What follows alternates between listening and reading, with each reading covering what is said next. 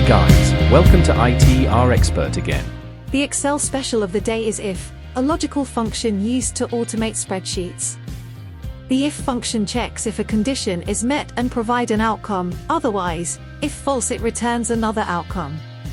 In this example, we make a logical comparison, checking if a cell contains a text string, providing two different outcomes if the condition is true or false. We'll use the function library, but type the formula if you prefer. In this task, we have a list of ingredients and we want to check in column D if the ingredient is needed. If yes, we want to return the cost from column C in column E, so we can calculate the total of the ingredients needed. Let's start. Select D6.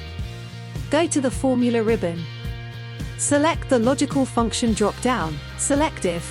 In the first box, enter the logical test and type D6 equal quotation marks yes quotation marks.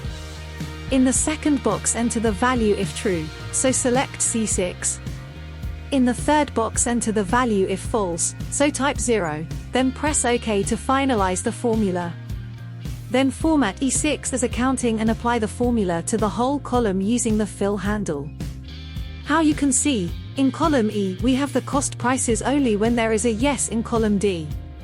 Let's calculate the total clicking on the AutoSum shortcut, selecting from cell E6 to E17 and pressing enter to finalize the formula. There you go. Follow us for more and write any special requests in the comment. If you like this video, please hit the thumbs up. Subscribe to the channel and click the notification bell. Thank you.